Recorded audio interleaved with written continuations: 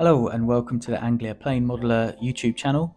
In this short video I'll be showing you a quick and simple technique on how to add some depth and pick out some smaller details on the internal aspects of a build, in this case the Airfix Mosquito Photo Reconnaissance Unit cockpit.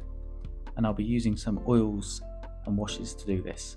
So let's get to it. So first of all I'm going to be creating a burnt umber wash using the oils here from AK Interactive. So the first thing I do is squeeze a little bit of the colour out onto some cardboard, which helps to absorb some of the oils away, which makes it a bit easier to work with.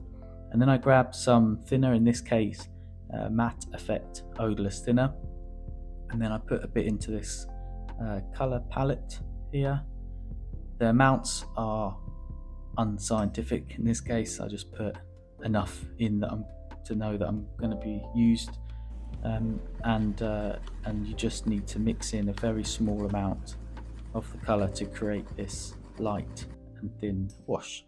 So I think I've used a 000 brush in this case, because obviously it's a 1/72nd scale model, it's tiny, so I want to be able to pick out individual details rather than just wash the entire cockpit there, which I generally do use that technique on the external surface of the plane because it's easier to wipe away.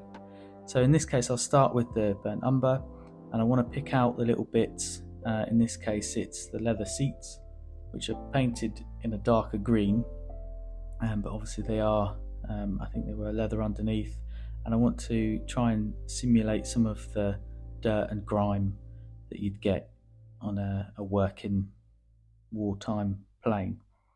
So I just dab a little bit on in places that I want to highlight.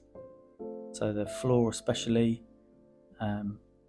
might show some dirt, grease over the working life of it, and then I'll go over some of the individual elements like the seats and around the cable lines and things. So once I've done that with the burnt umber colour, I'll then go with a black, because I want to pick out some of the cable detail, which helps to create some shadows and some tonal differences, creates like more of a 3D effect.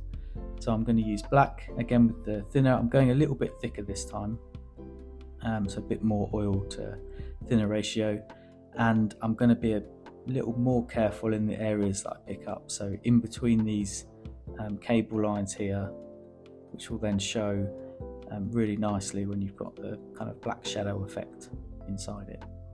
I've used dry brushing technique to pick out some of the metallic areas like the radio, the comms boxes there, but I can show you that in a different video.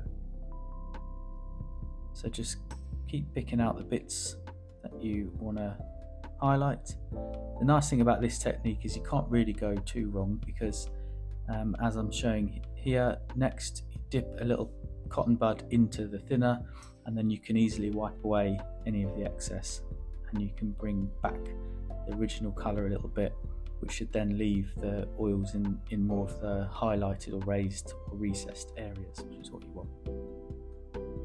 And that's basically it really.